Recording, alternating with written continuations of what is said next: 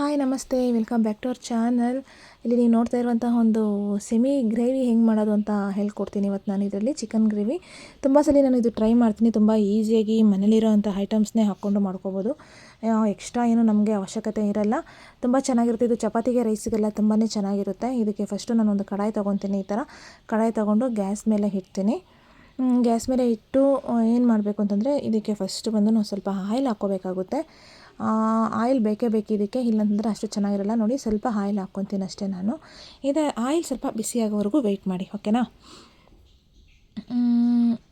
ಸ್ವಲ್ಪ ಬಿಸಿ ಆಗಲಿ ಆಯಿಲು, ಅದಕ್ಕೆ ಸ್ವಲ್ಪ ವೆಯ್ಟ್ ಮಾಡ್ತೀನಿ ಬಿಸಿ ಆಗೋವರೆಗೂ. ಆಮೇಲೆ ನೋಡೋಣ, ಚೆಕ್ ಮಾಡ್ಕೊತೀನಿ ನಾನು ಬಿಸಿ ಆಗಿದೆಯಲ್ಲ ಅಂತ. ಜಸ್ಟ್ ನನ್ನ ಕೈಗಳನ್ನು ಇಟ್ಟು ನಾನು ಚೆಕ್ ಮಾಡ್ಕೊತೀನಿ, ಹಬೆ ಹೇಗೆ ಹೊಡೆಯುತ್ತಾ ಇಲ್ವಾ ಅಂತ. ಓಕೆ, ಸ್ವಲ್ಪ ಆಯಿಲ್ ಬಿಸಿ ಆದಮೇಲೆ ನೋಡಿ, ಈ ಥರ ಚಿಕನ್ನ ನೀಟಾಗಿ ವಾಶ್ ಮಾಡಿ ಇಟ್ಕೊಂಡಿದ್ದೀನಿ. ವಾಶ್ ಮಾಡಿ ಇಟ್ಟಿರೋ ಚಿಕನ್ನ ಈ ಥರ ನೀಟಾಗಿ ಹಾಕ್ಕೊಳ್ಳಿ. ಚಿಕನ್ ವಾಶ್ ಮಾಡಬೇಕು. ಇದು ಟೆಂಡರ್ ಅಲ್ಲ. ಟೆಂಡರ್ ಅಂದರೆ ನಿಮಗೆ ತುಂಬ ಎಳೆದಿರುತ್ತೆ. ಇದು ಬಂದು ನಾನು ತೊಡೆ ಪೀಸ್ನ ಹೊಡ್ಸ್ಕೊಂಬಂದಿದ್ದೀನಿ. ಈ ಥರ ಚಿಕನ್ನ ಹಾಕಿ ಎಲ್ಲ ಫುಲ್ ಚಿಕನ್ ಹಾಕಬೇಕು.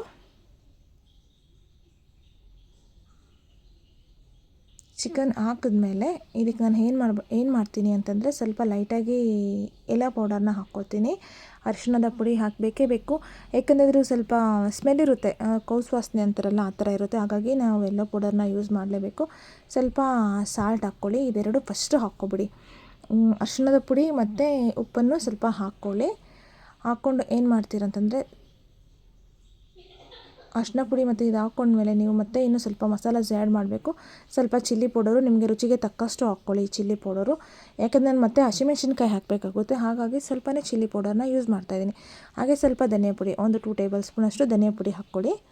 ಚಿಕನ್ ಮೇಲೇ ಹಾಕ್ಕೊಳ್ಳಿ. ಸದ್ಯಕ್ಕೆ ಆಯಿಲ್ ಹಾಕಿದ್ಮೇಲೆ ಇಷ್ಟೆಲ್ಲ ಐಟಮ್ಸ್ನ ನೀವು ಹಾಕಬೇಕಾಗುತ್ತೆ. ಇವಾಗ ಇದು ಚೆನ್ನಾಗಿ ಇದಾದಮೇಲೆ ಸ್ವಲ್ಪ ಇದೆಲ್ಲನೂ ಒಂದು ಮಿಕ್ಸ್ ಮಾಡಿ ಎಲ್ಲನೂ. ಇವಾಗ ಚಿಕನ್ ಮೇಲೆ ಹಾಕಿರೋಂತಹ ಮಸಾಲೆಗಳು ಎಲ್ಲನೂ ಸೇರಿಸಿ ನೀವು ಮಿಕ್ಸ್ ಮಾಡಬೇಕಾಗುತ್ತೆ. ನೀಟಾಗಿ ಈ ಥರ ಮಿಕ್ಸ್ ಮಾಡ್ಕೊಳ್ಳಿ. ಚೆನ್ನಾಗಿ ಎಲ್ಲ ಮಿಕ್ಸ್ ಆಗಬೇಕು. ತುಂಬ ಸಿಂಪಲ್ ಇದು. ಇದನ್ನು ಆ್ಯಕ್ಚುಲಿ ಬ್ಯಾಚುಲರ್ಸು ಕೂಡ ಮಾಡ್ಕೋಬಹುದು, ಏನಂತ ಕಷ್ಟ ಅಂತ ಏನಿಲ್ಲ. ಇದು ಚಪಾತಿಗೆ ರೈಸ್ಗೆಲ್ಲ ತುಂಬಾ ಚೆನ್ನಾಗಿರುತ್ತೆ. ನಾನು ಮಾಡ್ತೀನಿ ಯಾವಾಗೂ ತುಂಬ ಈಸಿಯಾಗಿ ಬೇಕಂದಾಗ. ಫಾರಮ್ ಕೋಳಿ ತಂದಾಗ ಮಾತ್ರ ನಾನು ಈ ಥರ ಯೂಸ್ ಮಾಡ್ತೀನಿ. ಫಾರಮ್ ಕೋಳಿಗೆ ಮಾತ್ರ ನಾನು ಈ ಥರ ಎಲ್ಲ ಮಾಡ್ತೀನಿ. ನಾಟಿ ಕೋಳಿ ತೊಗೊಂಬಂದಾಗ ಮಸಾಲೆ ಹರಿತೀನಿ. ನಾಟಿ ಕೋಳಿಗೆ ಮಸಾಲೆ, ಫಾರಮ್ ಕೋಳಿಗೆ ಈ ಥರ. ಫಾರಮ್ ಕೋಳಿ ಈ ಥರ ಮಾಡಿದ್ರೇ ಚೆನ್ನಾಗಿರುತ್ತೆ ಆ್ಯಕ್ಚುಲಿ ಹೇಳಬೇಕು ಅಂತಂದರೆ. ನಾಟಿ ಕೋಳಿನೂ ಫ್ರೈ ಮಾಡ್ತೀನಿ ಮತ್ತು ಸಾಂಬಾರು ಕೂಡ ಮಾಡ್ತೀನಿ. ಸಾಂಬಾರು ಚೆನ್ನಾಗಿರುತ್ತೆ. ಇದಕ್ಕೆ ಸ್ವಲ್ಪ ಕೊತ್ತಂಬರಿ ಸೊಪ್ಪು ನೋಡಿ, ಹಂಗೆ ನಾನು ಕಟ್ ಮಾಡಿ ಹಾಕ್ಕೊತೀನಿ ಕೊತ್ತಂಬರಿ ಸೊಪ್ಪನ್ನು ಮೇಲೇ. ಸ್ವಲ್ಪ ಹೊತ್ತು ಎಲ್ಲ ಮಸಾಲೆಗಳೆಲ್ಲ ಮಿಕ್ಸಪ್ ಆದಮೇಲೆ ಈ ಥರ ಕೊತ್ತಂಬರಿ ಸೊಪ್ಪನ್ನ ಕಟ್ ಮಾಡಿ ಹಾಕ್ಕೊಳ್ಳಿ. ಸ್ವಲ್ಪ ನೀಟಾಗಿ ಕೊತ್ತಂಬರಿ ಸೊಪ್ಪನ್ನ ಹಾಕಿ, ಆಮೇಲೆ ನಾನು ಒಂದು ಆನಿಯನ್ನ ತಗೊಳ್ತೀನಿ. ನೋಡಿ, ಈ ಥರ ಒಂದು ಆನಿಯನ್ ನೀಟಾಗಿ ಬಿಡಿಸಿಟ್ಕೊಂಡು ಆನಿಯನ್ನು ಕೂಡ ನೀಟಾಗಿ ಕಟ್ ಮಾಡಿ ಹಾಗೇ ಹಾಕ್ಕೊತೀನಿ. ನಾನೇನು ಸಪ್ರೇಟಾಗಿ ಕಟ್ ಮಾಡಿ ನಿಮಗೆ ತೋರಿಸ್ತಾ ಇಲ್ಲ. ಜಸ್ಟ್ ನಿಮ್ಗೆ ಬೇಕಾದ್ರೆ ಸಪ್ರೇಟಾಗಿ ಕಟ್ ಮಾಡಿ ಪ್ಲೇಟ್ ಮೇಲೆ ಇಟ್ಕೊಂಡು ಹಾಕ್ಕೊಳ್ಳಿ. ಆಲ್ಮೋಸ್ಟ್ ನಾನು ಮಾಡೋದೇ ಹೀಗೆ.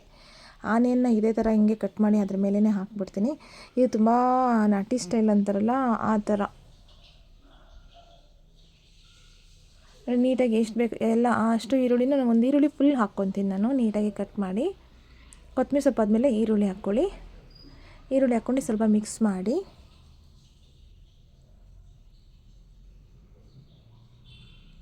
ನೀಟಾಗಿ ಮಿಕ್ಸ್ ಕೊಟ್ಟಮೇಲೆ ಸ್ವಲ್ಪ ಬೆಳ್ಳುಳ್ಳಿ, ಸ್ವಲ್ಪ ಶುಂಠಿ, ಇದನ್ನು ನೀಟಾಗಿ ಜಜ್ಜಿ ತೊಗೊಬೇಕು ನೀವು ಶುಂಠಿ ಬೆಳ್ಳುಳ್ಳಿನ. ಇದಕ್ಕೆ ಕಂಪಲ್ಸರಿ ಶುಂಠಿ ಬೆಳ್ಳುಳ್ಳಿ ಅನ್ನೋದು ಮೋಸ್ಟ್ ಇಂಪಾರ್ಟೆಂಟು. ಶುಂಠಿ ಬೆಳ್ಳುಳ್ಳಿ ಇಲ್ಲಾಂದರೆ ಚೆನ್ನಾಗಿರಲ್ಲ. ನೋಡಿ, ಶುಂಠಿ ಇಷ್ಟು ಸ್ವಲ್ಪ ಬೆಳ್ಳುಳ್ಳಿ ಎಲ್ಲ ಜಜ್ಕೊಂಡಿದ್ದೀನಿ ನೋಡಿ. ನೀಟಾಗಿ ಮಿಕ್ಸಪ್ ಮಾಡಿ ಜಜ್ಜಿ ಮತ್ತು ಅದರಲ್ಲಿ ಹಾಕಿ ಚಿಕನ್ ಗ್ರೇವಿ ಒಳಗಡೆ ಹಾಕಿ ಒಂದು ಮಿಕ್ಸ್ ಕೊಡಿ. ಎಲ್ಲನೂ ಮಿಕ್ಸ್ ಆಗಲಿ.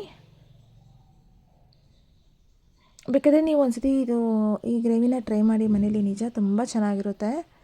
ಚಿಕನಲ್ಲಿ ಶುಂಠಿ ಬೆಳ್ಳುಳ್ಳಿ ಪೇಸ್ಟ್ ಅನ್ನೋದು ತುಂಬಾ ಇಂಪಾರ್ಟೆಂಟ್. ಇದಕ್ಕೆ ಚೆನ್ನಾಗಿ ಮಿಕ್ಸ್ ಕೊಡಬೇಕು, ಯಾಕಂದರೆ ಚೆನ್ನಾಗಿರಬೇಕಲ್ವ, ಹಾಗಾಗಿ. ಇದಾದಮೇಲೆ ನಾನು ಹಸಿಮೆಣ್ಸಿನ್ಕಾಯಿ ಕೂಡ ಹಾಗೆ ಹಾಕ್ಕೊತೀನಿ.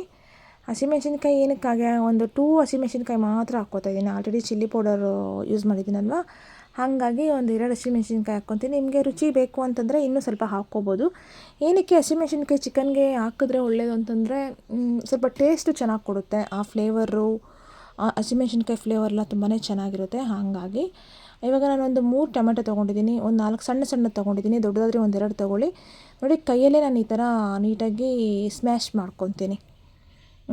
ನೋಡಿ ಈ ಥರ ಸ್ಮ್ಯಾಶ್ ಮಾಡಿ, ತುಂಬ ಜಾಸ್ತಿ ಹಾಕ್ಬೇಡಿ, ಹುಳಿ ಬಂದುಬಿಡುತ್ತೆ. 1 2 ಹಾಕ್ಕೊಳ್ಳಿ ಸಾಕು. ಸ್ಮ್ಯಾಶ್ ಮಾಡಿ ಅದ್ರಲ್ಲಿ ಹಾಕ್ತೀನಿ. ಏನಕ್ಕಂತಂದರೆ ಸ್ವಲ್ಪ ಗ್ರೇವಿ ಥರ ಬೇಕಲ್ವ ನನಗೆ, ಹಾಗಾಗಿ ನಾನು ಟೊಮೊಟೊನ ಯೂಸ್ ಮಾಡ್ತೀನಿ.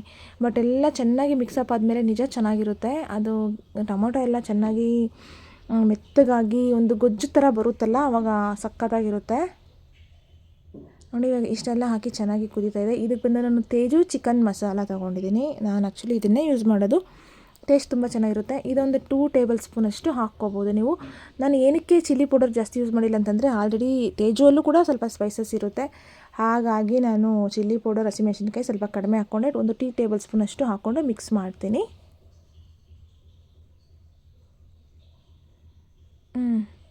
ಇದಿಷ್ಟು ಮಿಕ್ಸಾಗಿ ನೋಡಿ ಚೆನ್ನಾಗಿ ಕುದೀತಾ ಇದೆ. ಒಂದು ಸ್ವಲ್ಪ ವಾಟರ್ನ ಹಾಕ್ಕೊಳ್ಳಿ. ಇದು ತುಂಬ ಈಸಿ, ನನಗೇನು ಮಾಡೋಕ್ಕೆ ಬರಲ್ಲ ಅನ್ನೋರು ಕೂಡ ಮಾಡ್ಕೋಬೋದು. ಇದನ್ನು ಮನೆಯಲ್ಲಿರೋ ಐಟಮ್ಸ್ನ ಯೂಸ್ ಮಾಡಿಕೊಂಡು ಸ್ವಲ್ಪ ಉಪ್ಪು ಖಾರ ಎಲ್ಲ ಚೆಕ್ ಮಾಡ್ಕೊಳ್ಳಿ. ಚೆಕ್ ಮಾಡಿಕೊಂಡು ಆ್ಯಡ್ ಮಾಡಿ, ಓಕೆನಾ. ಈ ಥರ ಆಲ್ರೆಡಿ ಇದು ನಾರ್ಮಲ್ ಚಿಕನ್, ಬಾಯ್ಲರ್ ಚಿಕನ್ ಆಗಿರೋದ್ರಿಂದ ಆಲ್ರೆಡಿ ಸ್ವಲ್ಪ ಹಿಂಗೆ ಮಾಡಬೇಕಾದ್ರೆ ಬೆಂದ್ಬಿಟ್ಟಿರುತ್ತೆ. ಇದು ಬೆಂದಾದ್ಮೇಲೆ ನೀಟಾಗಿ ಇಟ್ಬಿಟ್ಟು ನಾನೇನು ಮಾಡ್ತೀನಿ ಅಂದರೆ ಸ್ವಲ್ಪ ಇನ್ನೊಂದ್ಸತಿ ಚೆನ್ನಾಗಿ ಮಿಕ್ಸ್ ಮಾಡಿ ನೋಡ್ಬೋದು ಆಲ್ರೆಡಿ ಇಷ್ಟು ಬೇಗ ಬೆಂದೋಗಿದೆ ಅಂತ. ಯಾಕಂತಂದರೆ ಇವಾಗ ಇಷ್ಟು ಚಿಕನ್ ಬೆಂದರೂ ಕೂಡ ಏನಂತಂದರೆ ಚಿಕನ್ ಚೆನ್ನಾಗಿ ಬೆಂದಿದೆ, ನೀವು ನೋಡ್ಬೋದು.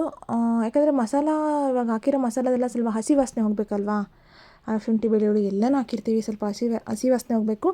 ಇನ್ನೊಂದೇನಂತಂದರೆ ಅದು ಚೆನ್ನಾಗಿ ಚಿಕನ್ ಒಳಗಡೆ ಮಿಕ್ಸಪ್ ಆಗಬೇಕು. ನಮಗೆ ಮಿಕ್ಸಪ್ ಆಗಿ ಚೆನ್ನಾಗಿ ಬೆಂದು ಹಸಿ ವಾಸನೆ ಎಲ್ಲ ಹೋಗಿ ಒಂದು ಫ್ಲೇವರ್ ಅನ್ನೋದು ನಮಗೆ ಸಿಗಬೇಕು, ಆವಾಗಲೇ ಚೆನ್ನಾಗಿರೋದು ಅಲ್ವಾ.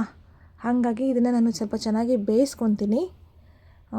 ಲಿಡ್ಡನ್ನ ಮುಚ್ಚಿ ನೀಟಾಗಿ ಬೇಯಿಸ್ಕೊತೀನಿ. ನೋಡಿ ಆಲ್ರೆಡಿ ಕುದೀತಾ ಇದೆ. ಈ ಲಿಡ್ಡನ್ನ ಮುಚ್ಚಿ ಒಂದು 10 ಮಿನಿಟ್ಸ್ ಅಷ್ಟು ಬಿಟ್ಬಿಡಿ, ಓಕೆನಾ. 10 ಮಿನಿಟ್ಸ್ ಚೆನ್ನಾಗಿ ಬೆಂದು ಒಂದು ಒಳ್ಳೆ ಸಕ್ಕತ್ತಾಗಿರೋ ಗ್ರೇವಿ ಸಿಗುತ್ತೆ ನಿಮಗೆ. ನೋಡ್ಬೋದು ಈ ಥರ ಒಂದು ಗ್ರೇವಿ ಸಿಕ್ತು ಇವಾಗ ನಮಗೆ. ಇದು ರೈಸ್ಗೆ, ಚಪಾತಿಗೆಲ್ಲ ತುಂಬ ಸಕ್ಕತ್ತಾಗಿರುತ್ತೆ ಇದು. ನಾನಂತೂ ಸಮ್ಟೈಮ್ಸ್ ತುಂಬ ಈಸಿಯಾಗಿ ಮಾಡಬೇಕಂದ್ರೆ ಮಾಡ್ಕೊಬಿಡ್ತೀನಿ ಇದನ್ನು. ತುಂಬ ಜಾಸ್ತಿ ರಿಸ್ಕೇ ತೊಗೊಳಕ್ಕೆ ಹೋಗಲ್ಲ, ಬೇಗ ಆಗಿಬಿಡುತ್ತೆ. ಫ್ಲೇವರ್ ಆಗಿರ್ಬೋದು, ಟೇಸ್ಟ್ ಆಗಿರ್ಬೋದು, ಯಾವುದ್ರಲ್ಲೂ ಕಾಂಪ್ರಮೈಸ್ ಆಗೋಂಥ ಇದ್ರೇ ಇಲ್ಲ. ಈ ಥರ ಮಾಡಿದ್ರೆ ಚೆನ್ನಾಗಿರುತ್ತೆ. ಐ ಹೋಪ್ ನಿಮಗೆ ಈ ವಿಡಿಯೋ ಇಷ್ಟ ಆಗಿದೆ ಅಂದ್ಕೊತಾ ಇದ್ದೀನಿ. ಇಷ್ಟ ಆದರೆ ಲೈಕ್ ಮಾಡಿ, ಶೇರ್ ಮಾಡಿ, ಹಾಗೆ ಕಾಮೆಂಟ್ ಕೂಡ ಮಾಡಿ. ಇದನ್ನು ಮನೇಲಿ ಒಂದು ಸತಿ ಟ್ರೈ ಮಾಡಿ ನನಗೆ ಕಾಮೆಂಟ್ ಸೆಕ್ಷನಲ್ಲಿ ಹೇಳಿ, ಆಯಿತಾ. ನೋಡಿ ತುಂಬ ಚೆನ್ನಾಗಿ ಬಂದಿದೆ. ನಾನು ಇವತ್ತು ಮಾಡಿದ್ದೆ ಇದನ್ನು, ಬಟ್ ವಿಡಿಯೋ ಅಪ್ಲೋಡ್ ಮಾಡೋಕ್ಕಾಗಿಲ್ಲ ಮಾಡಿದ ತಕ್ಷಣವೇ. ಹಂಗಾಗಿ ಎಡಿಟಿಂಗ್ ಎಲ್ಲ ಇತ್ತಲ್ವ, ಇವಾಗ ವಿಡಿಯೋ ಅಪ್ಲೋಡ್ ಮಾಡೋಣ, ವಾಯ್ಸ್ ಓವರ್ ಎಲ್ಲ ಕೊಟ್ಟು ಮಾಡೋಣ ಅಂತ ಅಂದ್ಬಿಟ್ಟು ಇವಾಗ ವಾಯ್ಸ್ ಓವರ್ ಕೊಡ್ತಾಯಿದ್ದೀನಿ. ನೋಡ್ಬೋದು ತುಂಬ ಚೆನ್ನಾಗಿ ಆಗಿದೆ. ರೈಸ್ಗೆಲ್ಲ ತುಂಬ ಚೆನ್ನಾಗಿರುತ್ತೆ. Okay guys, thank you so much ನನ್ನ ವಿಡಿಯೋವನ್ನು ಇಷ್ಟೊತ್ತವರೆಗೂ ವಾಚ್ ಮಾಡಿದ್ದಕ್ಕೆ. Thank you.